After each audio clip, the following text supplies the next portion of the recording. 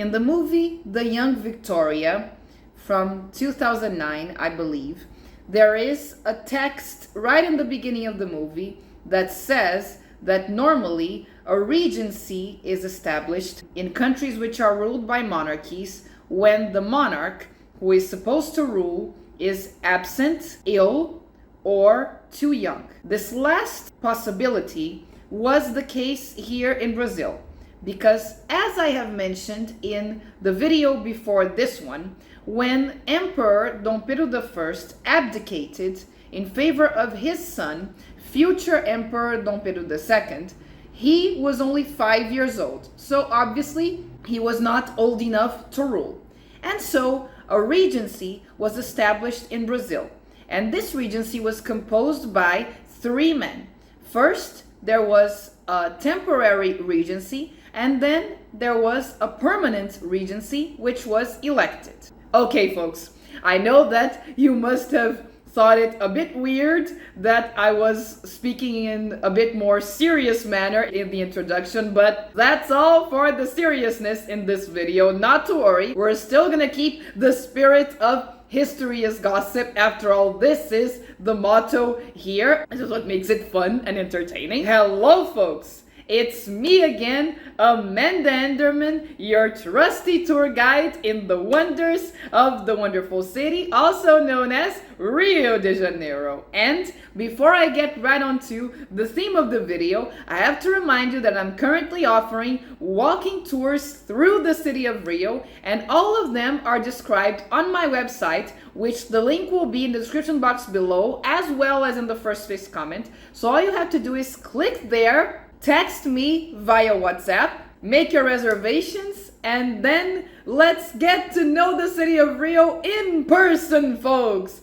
With me, your trusty tour guide, of course. And now, without further ado, let's hop right onto the theme of the video. As I said before, future Emperor Dom Pedro II was still too young to rule, so a regency had to be established. This was written on the Constitution of 1824, so it was already something that Brazil was prepared for. In the case that Dom Pedro I would abdicate, a regency would be elected by the legislative with 3 regents, and this regency would rule the country until Dom Pedro II would come of age so that he could, in practice, rule. There was a big debate, of course, what age would be the coming of age, but this is also a subject for future videos, so stay tuned. So they were supposed to elect the 3 regents. However, as is very usual to this day in Brazil, where is the legislative when you need it? At this time, when it was needed, the representatives were on vacation. So there weren't enough representatives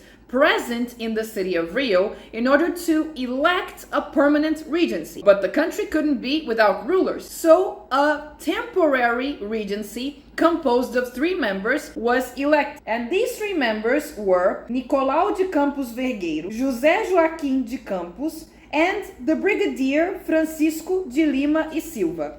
But my friends, along the entire regency period of Brazil, and you'll see this not only in this but also in future videos, what happened was a push and pull between moderate liberals which defended the preservation of centralized monarchy or centralized government, even though they understood that the legislative power should have a bigger say because it represented the will of the majority, and the exalted liberals which defended the decentralization and a higher autonomy for the provinces of the empire, nowadays the states. Stay tuned for that. But you know, this temporary regency, which ruled the country for only 3 months, actually did quite a bit of work in these 3 months. It was a very work-oriented regency, and in Brazil, at that. They called the remaining representatives to elect the permanent regency. Vacations are over. We need you here. Also, they put together again the Ministry of the Brazilians, which had been dissolved by Dom Pedro I in 1831. they published a law restricting the attributions of the moderating power. Remember the one which before was exclusive of the emperor? Now, this power would be of the regents. So its powers were diminished. Makes sense. And also, it gave pardon to political prisoners, and it forbade people to gather in groups at night in public squares.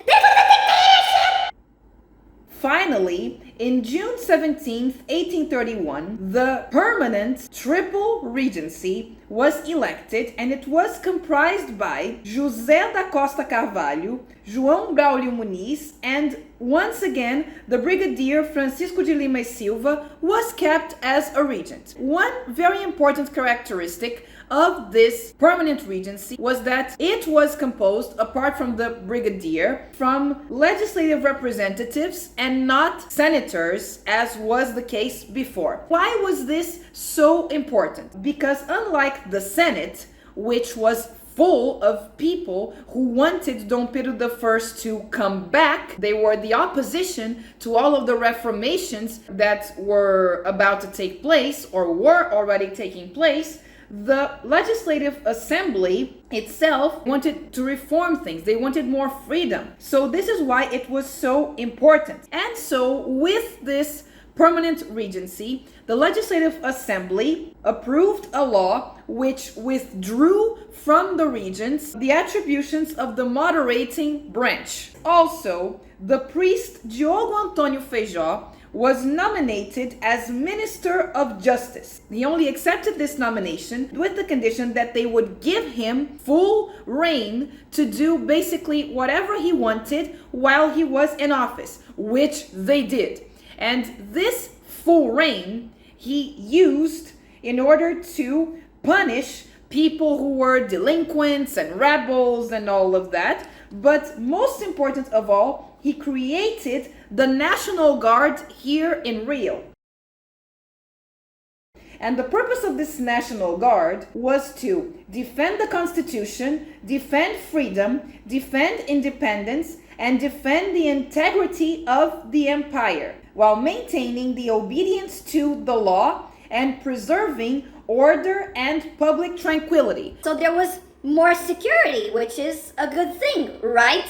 Actually, with this, he was basically saying to the army, which already existed at the time, Yeah, I don't trust you, so I'm gonna create another branch. so there were rebellions from the army. Did I mention that these were very turbulent times in Brazilian history? Anyways, Feijó was very aware of the menace which the groups that were opposing the government represented. He wanted to annihilate the people who wanted to restore Dom Pedro I. And the one that got the consequences of this was poor José Bonifácio da Silva, who was there minding his own business, doing his thing, teaching Dom Pedro II and his sisters, homeschooling them. He wanted to remove him from this position. So he tried to take this to the Senate, but the Senate was against it. So he tried furthermore to convert the Legislative Assembly so that it could